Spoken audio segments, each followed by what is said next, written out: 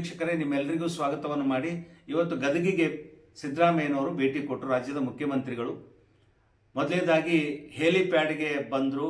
Helicopter ಮೂಲಕ ಅಲ್ಲಿ ಗೊಂದಲ ನಡೀತು, ದ್ವಂದ್ವ ನಡೀತು. ಹೆಲಿಪ್ಯಾಡ್ ನಿಲ್ಲಿಸಲಿಕ್ಕೆ, ಲ್ಯಾಂಡ್ ಆಗಲಿಕ್ಕೆ ಅಲ್ಲಿ ತೊಂದರೆ ಆಯಿತು. ಎರಡನೇದು, ಕಾಂಗ್ರೆಸ್ ಪದಾಧಿಕಾರಿಗಳು ಕಾರ್ಯಕರ್ತರನ್ನ ಅವ್ರನ್ನ ಸ್ವಾಗತ ಮಾಡಲಿಕ್ಕೆ ಬಿಡಲಿಲ್ಲ. ಪೊಲೀಸರ ಮೇಲೆ ಅವರು ಹರಿಯಾಯಿದ್ರು, ಸಿಟ್ಟಿಗೆದ್ರು, ಆಕ್ರೋಶಗೊಂಡ್ರು. ಇದು ಏನು ವ್ಯವಸ್ಥೆ ಅಂದರು. ಎರಡನೇದಾಯಿತು. ಮೂರನೇದು, ಮಕ್ಕಳ ಏನು ಬಾಲಮಂದಿರ ವಸತಿ ನಿಲಯ ಉದ್ಘಾಟನೆ ಮಾಡಿದ್ರು, ನೂತನ ಕಟ್ಟಡ. ಅಲ್ಲಿ ಮಕ್ಕಳ ಜೊತೆಗೆ ಸ್ವಲ್ಪ ಹೊತ್ತು ಮಾತಾಡಿದ್ರು. ಮಹಾತ್ಮ ಗಾಂಧೀಜಿಯವರು ಯಾರು, ಅವರಿಂದ ನಮಗೆ ಸ್ವಾತಂತ್ರ್ಯ ಹೇಗೆ ಸಿಕ್ತು ಅದನ್ನೆಲ್ಲ ಹೇಳಿದರು. ಕೆಲ ಕಾಲ ಮಕ್ಕಳ ಜೊತೆಗೆ ಇದ್ದರು. ಆಮೇಲೆ ಪತ್ರಿಕಾಗೋಷ್ಠಿಯನ್ನು ಮಾಡಿದರು. ಪತ್ರಿಕಾಗೋಷ್ಠಿ ಮಾಡಿ ಕೆಲವೊಂದಿಷ್ಟು ರೈತರಿಗೆ ಸಾಲ ಮನ್ನಾ ಮಾಡಿದ್ದು, ಆಮೇಲೆ ಬೆಳಗಾವದಲ್ಲಿ ನಡೆದ ಘಟನೆ ಏನಿದೆ, ಮಹಿಳೆ ಬೆತ್ತಲೆ, ಆ ವಿಷಯವಾಗಿ ಮಾತಾಡಿದರು, ಉತ್ತರ ಕೊಟ್ಟರು ಪ್ರಶ್ನೆಗಳಿಗೆ. ಅದು ಯಾವುದೇ ತನಿಖೆಗೆ ನಾನು ಸಿದ್ಧ ಇದ್ದೀನಿ, ಆದರೆ ನಮ್ಮಲ್ಲಿ ಸಮರ್ಥ ಪೊಲೀಸರಿದ್ದಾರೆ, ಅವ್ರು ಮಾಡ್ತಾರೆ ಅಂತ ಹೇಳಿದರು. ಅದಾದಮೇಲೆ ಬಡ್ಡಿ, ರೈತರ ಸಾಲದ್ದು ಏನಿದೆ ಅದರ ಬಡ್ಡಿನ ಮನ್ನಾ ಮಾಡ್ತೇವೆ, ಅವರು ಸಾಲ ತುಂಬಿದ್ರೆ ಸಾಕು ಅಂತ ಹೇಳಿದರು. ಇದಾದ ಮೇಲೆ ಇದು KSRTC ಹೊಸ ಬಸ್ಗಳನ್ನು ಖರೀದಿ ಮಾಡಲಿಕ್ಕೆ ನಾವು ಹೇಳಿದ್ದೀವಿ, ಖರೀದಿ ಮಾಡಿದರೆ ಹೊಸ ಬಸ್ಗಳನ್ನು ಕೊಡ್ತೇವೆ ಎಲ್ಲ ಜಿಲ್ಲೆಗಳಿಗೂ ಅಂತ ಹೇಳಿದರೆ. ಅದರ ಜೊತೆಗೆ ಇನ್ನು ಜಾತಿಗಳ ಗಣತಿ ಐತಲ್ಲ, ಇದು ಯಾರಿಗೆ ಗೊತ್ತು, ಇನ್ನೂ ಕೊಟ್ಟೇ ಇಲ್ಲ, ಅದನ್ನು ಸ್ವೀಕಾರ ಮಾಡೋದು ಹೇಗೆ, ಅದಾದಮೇಲೆ ಹೇಳ್ತೇನೆ, ನಿಮಗೆಲ್ಲ ಗೊತ್ತಾ ಅಂತ ಪತ್ರಕರ್ತರಿಗೆ ಪ್ರಶ್ನೆ ಮಾಡಿದ್ರು. ನೀನು ನೋಡಿದ್ಯಾ, ಕೇಳಿದೆಯಾ, ಅವರ ಸ್ಟೈಲ್ ಗೊತ್ತಿದೆಯಲ್ಲ, ಅದನ್ನೇ ಹೇಳಿದರು. ಅದಾದ ಮೇಲೆ ಮುಖ್ಯವಾಗಿ ಅಂದರೆ BJP ವಿಷಯ ಬಂತು. ಅಂದರೆ ರಾಷ್ಟ್ರ ಹಿಂದೂ ರಾಷ್ಟ್ರ ಆಗಬೇಕು ಅಂತ. ಹಿಂದೂ ರಾಷ್ಟ್ರನೇ ಇದು, ಹಿಂದೂಸ್ತಾನ್ ಅಂದರೆ ಏನು, ಹಿಂದೂ ರಾಷ್ಟ್ರನೇ ಅದು ಆಗಬೇಕನ್ನೋದೇನಿದೆ, ಇದು ಇದೆ ಹಿಂದೂ ರಾಷ್ಟ್ರ. ಸೊ ಆದರೂ ಕೂಡ ಅದನ್ನು ಪೇಜಾವರ ಶ್ರೀಗಳು ಹೇಳಿದ್ದಾರೆ ಅಂತ ಹಿಂಗೆ ಅಲ್ಲೇ ಹೇಳಿದ ಕೆಲವು ಪ್ರಶ್ನೆಗಳಿಗೆ ಹೇಳಿದರು, ಇದು ಹಿಂದೂ ರಾಷ್ಟ್ರ ಆಗ್ಲಿಕ್ಕೆ ನಾವು ಬಿಡೋದಿಲ್ಲ ಅಂತ ಹೇಳಿದರು.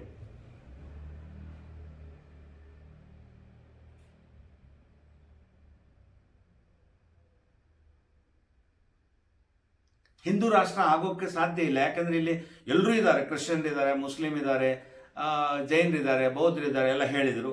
ಇದು BJP ಅಜೆಂಡಾ ಅಂದರು. BJP ಯಾವಾಗ ಸ್ಥಾಪನೆ ಆಯಿತು ಗೊತ್ತಿದ್ಯಾ ಅಂತ ಕೇಳಿದರು. RSS ಯಾವಾಗ ಸ್ಥಾಪನೆ ಆಯಿತು ಗೊತ್ತೈತ್ಯಾ ಕೇಳಿದರು. ಅವರ ಅಜೆಂಡಾನೇ ಅದು ಅಂದರು. ಅದು ಒಂದು BJP ಸುಳ್ಳಿನ ಫ್ಯಾಕ್ಟ್ರಿ ಅಂದರು. ಮತ್ತು ಪತ್ರಕರ್ತರನ್ನ ಗದರಿಸಿದರು, ಕೆಳಪ್ಪ ಇಲ್ಲಿ ಅಂತ. ಅದೆಲ್ಲ ನಿಮಗೆ ಡಿಟೇಲ್ಸ್ ತೋರಿಸ್ತೇವೆ ನೋಡ್ರಿ. ಈಗ ಹೆಲಿಕಾಪ್ಟರ್ ಮೂಲಕ ಗದಗಿಗೆ ಬಂದು ಲ್ಯಾಂಡ್ ಆದಿಂದ ವಾಪಸ್ ಹೋಗೋವರೆಗೆ, ಪತ್ರಿಕಾಗೋಷ್ಠಿ ಮುಗಿಯೋವರೆಗೆ ನಿಮಗೆಲ್ಲ ತೋರಿಸ್ತಾ ಇದ್ದೀವಿ.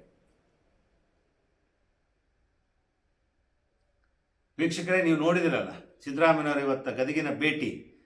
ಒಟ್ಟು ಏನಂತ ಕೇಳಿದರೆ, ಪೊಲೀಸರಿಗೆ ಮೊದಲೇ ಕಿವಿ ಮಾತು ಹೇಳೋದು ಏನಂದರೆ, ಕೆಲವೊಂದಿಷ್ಟು ನಿಮ್ಮಲ್ಲಿ ಇದಿರಬೇಕು ಗೊತ್ತು, ಲೋಕಲ್ ಪ್ರೆಸ್ನವ್ರಿಗೆ, ಪದಾಧಿಕಾರಿಗಳಿಗೆ, ಪಕ್ಷದವರಿಗೆ ಅವಕಾಶಗಳನ್ನು ಕೊಡಬೇಕು ನೀವು.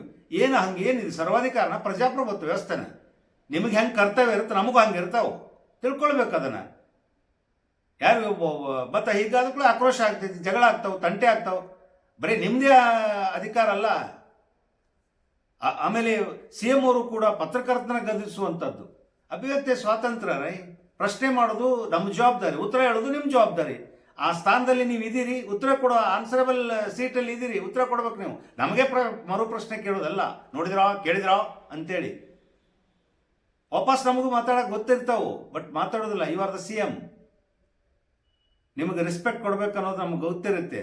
ಪ್ರಶ್ನವ್ರಂದ್ರೆ ಏನು ತಿಳಿದು ಇತ್ತೀಚೆಗೆ ಎಲ್ಲರೂ ಏನಪ್ಪ, ನೋಡಪ್ಪ, ಕೇಳಪ್ಪ, ತಡೀರಿ, ನೋಡ್ರಿ, ಏನು ಇದು, ಏನು ನಿಮ್ಮಿಂದ ಈ ರೀತಿ ಮಾಧ್ಯಮಕ್ಕೆ ದೊಡ್ಡ ಇದೇನು ಯಾವ ವ್ಯವಸ್ಥೆ ಇದೆ ಅಂತ. ನಮ್ಮ ಪತ್ರಕರ್ತರು ಹಾಗೆ, ವ್ಯವಸ್ಥೆನೂ ಹಾಗೆ ಇದೆ.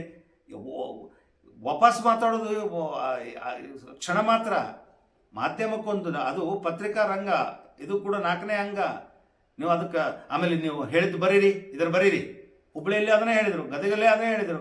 ಗಿಳಿ ಪಾಠ ಹೇಳೋದು ಪತ್ರಕರ್ತರಿಗೆ, ಎಲ್ಲ ಗೊತ್ತಿರ್ತಾವೆ. ಪತ್ರಕರ್ತರು ಮಾತಾಡೋಕೆ ಹೋಗೋದಿಲ್ಲ, ಯಾಕೆ ನಿಮಗೆ ಸಮಯ ಇರೋದಿಲ್ಲ. ತಾಸುಗಟ್ಟಲೆ, ಗಂಟೆಗಟ್ಟಲೆ ನಾವು ಕೂಡ ಹೇಳ್ಬೋದು. ಅದು ಒಟ್ಟಾರೆ ಇವತ್ತು ಇವೆಲ್ಲ ಘಟನೆಗಳು ನಡೆದವು. ಸೊ ಆದಷ್ಟು ಈ ವ್ಯವಸ್ಥೆನ ಸೂಕ್ಷ್ಮವಾದಂಥ ರೀತಿಯಲ್ಲಿ ಅರ್ಥ ಮಾಡಿಕೊಂಡು, ಆತ್ಮಾವಲೋಕನ ಮಾಡಿಕೊಂಡು, ಒಂದು ಹಂತದಲ್ಲಿ ಸುವ್ಯವಸ್ಥಿತವಾದಂಥ ರೀತಿಯ ಭೇಟಿಗಳು, ಸಂದರ್ಶನಗಳು, ಮಾಧ್ಯಮಗೋಷ್ಠಿಗಳು ನಡೀಬೇಕು ಅಂತ ಇವತ್ತು ಸಿದ್ದರಾಮಯ್ಯನವರು ಎಲ್ಲ ಪ್ರೋಗ್ರಾಮ್ಗಳು ನಿಮಗೆ ನಾವು ಸಂಪೂರ್ಣವಾದಂಥ ವಿವರವನ್ನು ಕೊಟ್ಟಿದ್ದೇವೆ.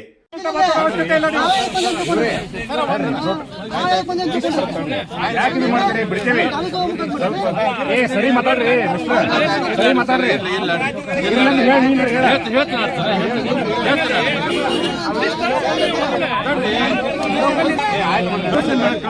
ಇವ್ರು ಲೋಕಲ್ದಾರ ಆಗಿದ್ದು ಯಾರು ಗೊತ್ತಿರುತ್ತೆ. ಹೇಳ್ತೀನಲ್ಲ ಸ್ವಲ್ಪ ಜನ ಯಾರು ಖಾಲಿ ಬಂದಿಲ್ಲ, ಯಾರು ಖಾಲಿ ಜನ ಬಂದಿಲ್ಲ, ಗೊತ್ತೈತಲ್ಲ ಲೋಕಲ್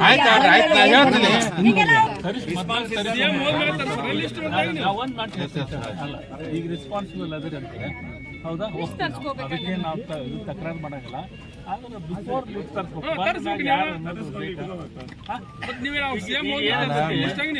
ಏನಿರ್ತೈತಿ ಗೊತ್ತಾಗತ್ತೆ, ಲೋಕಲ್ ಇರ್ತೀರಿ, ಅವ್ರು ಬೇರೆ ಕಡೆ ಅದಕ್ಕೆ ಹೇಳ್ತೇನೆ ನಾವು ಬಂದ್ ನೋಡ್ಬೇಕು ಯಾರ ಏನಂತ ನಿಮ್ದು ಲಿಸ್ಟ್ ತರಿಸಿ ಲಿಸ್ಟ್ ಪ್ರಕಾರ ಬಿಡಲ್ಲ, ಯಾರು ಬಿಡತ್ತ ನಿಮ್ಗೆ? ಇವು ಇನ್ನೂ ಸಿಎಂ ಬಂದು ಹೋಗೋ ಮೇಲೆ ತರಿಸೋದ್ರೆ ಹಂಗೆ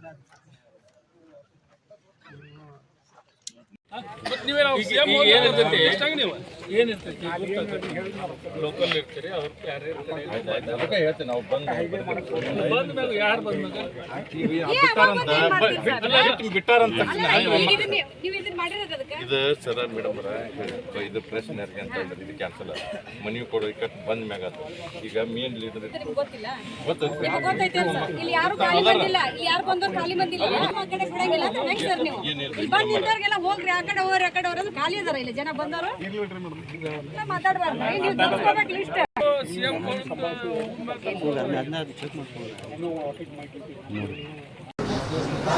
ಕಾಂತರಾಜ್ ವರದಿ ಇದು ಕೊಟ್ಟೇ ಇಲ್ವಲ್ರಿ, ಸ್ವೀಕಾರ ಮಾಡೋದು ಎಲ್ಲಿ ಬಂತಪ್ಪ?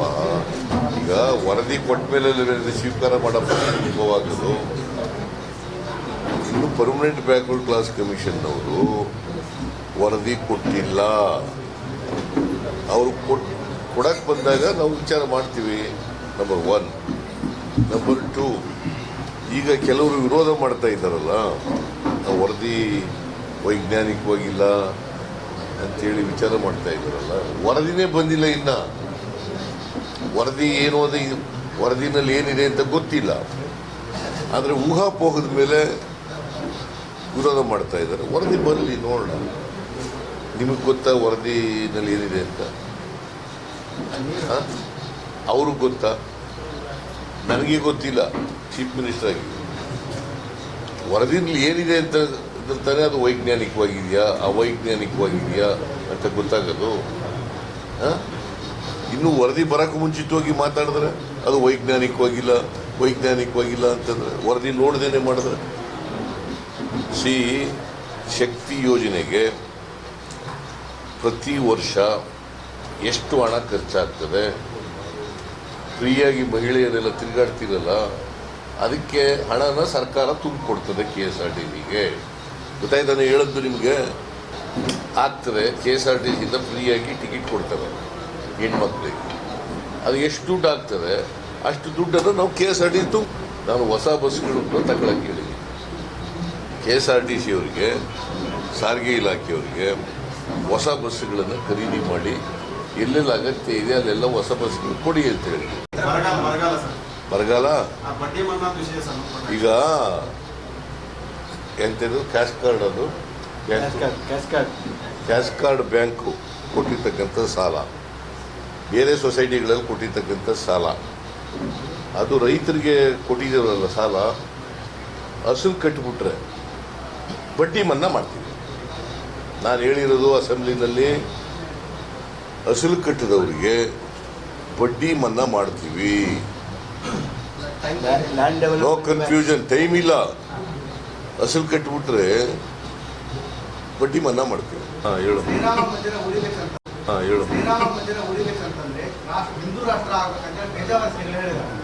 ಅದು ಬಿಜೆಪಿಯವ್ರ ಸ್ಲೋಗನ್. ಬಿಜೆಪಿಯವ್ರದ್ದು ಹಿಂದೂ ರಾಷ್ಟ್ರ ಆಗಬೇಕು ಅಂತ ಹೇಳಯ್ಯ. ಗೊತ್ತಿಲ್ಲೇ ಸುಮ್ಮನೆ ಪ್ರಶ್ನೆ ಕೇಳಿದ್ರೆ ಹೇಳ್ದಷ್ಟು ಹೇಳ್ರಿ. ಜನಸಂಘ ಯಾವಾಗ ಪ್ರಾರಂಭ ಆಯ್ತು ಗೊತ್ತಾ? Do you know when it was started? Jana Sangh ಕೇಳಪ್ಪ ಇಲ್ಲಿ. ಜನಸಂಘ ಪ್ರಾರಂಭ ಆದದ್ದು 1950ನೇ ಇಸ್ವಿ. 50ನೇ ಇಸ್ವಿನಲ್ಲೇ ಹೇಳಿದ್ರು ಹಿಂದೂ ರಾಷ್ಟ್ರ ಮಾಡ್ತೀವಿ. ನಮ್ಮ ದೇಶ ಬರೀ ಹಿಂದೂಗಳ ರಾಷ್ಟ್ರ ಅಲ್ಲ, ಬರೀ ಹಿಂದೂಗಳೇ ಇಲ್ಲ ನಮ್ಮ ಸಮಾಜದಲ್ಲಿ. ಕ್ರಿಶ್ಚಿಯನ್ರಿದ್ದಾರೆ, ಮುಸಲ್ಮಾನರಿದ್ದಾರೆ, ಸಿಖ್ರಿದ್ದಾರೆ, ಬೌದ್ಧರಿದ್ದಾರೆ, ಜೈನರಿದ್ದಾರೆ, ಮುಸಲ್ಮಾನರಿದ್ದಾರೆ, ಎಲ್ಲರೂ ಇದ್ದಾರೆ. ನಮ್ಮ ದೇಶ ಬಹುತ್ವದ ದೇಶ, ಗೊತ್ತಾಯ್ತಾ? ಬರೀ ಹಿಂದೂಗಳ ರಾಷ್ಟ್ರ ಮಾಡೋಕ್ಕಾಗಲ್ಲ ಈ ದೇಶನ. ಇದು ಬಿಜೆಪಿಯವರ ಸ್ಲೋಗನ್, ಇದು ಬಿಜೆಪಿಯವರ ಸಿದ್ಧಾಂತ, ಇದು ಹಿಂದೂ ರಾಷ್ಟ್ರ ಮಾಡ್ತೀವಿ ಅಂತ. ಈ ದೇಶವನ್ನು ಹಿಂದೂ ರಾಷ್ಟ್ರ ಮಾಡೋಕ್ಕಾಗಲ್ಲ, ಗೊತ್ತಾಯ್ತಾ? ಇದು ಮೊದಲು 1950ನೇ ಇಸ್ವಿಯಿಂದ ಹೇಳ್ತಾ ಇದ್ದಾರೆ. RSS ಹುಟ್ಟಿದ್ದು ಯಾವಾಗ ಗೊತ್ತಾ? 1925ನೇ ಇಸ್ವಿ. ತಿಳ್ಕೊ, RSS ಹುಟ್ಟಿದ್ದು 1925. ಎಡ್ಗೆ ವಾರ್ ಗೊತ್ತಾ? ಅವ್ರು ಸ್ಥಾಪನೆ ಮಾಡಿದ್ದು RSSನ. ಬಿಜೆಪಿಯವ್ರಿಗೆ ಕೇಳಿದ್ರೆ ಅವ್ರಿಗೆ ಗೊತ್ತೇ ಇಲ್ಲ ಇವೆಲ್ಲ. ಸುಮ್ಮನೆ ಹೊಡೀತಾರೆ ಬುರುಡೆನ.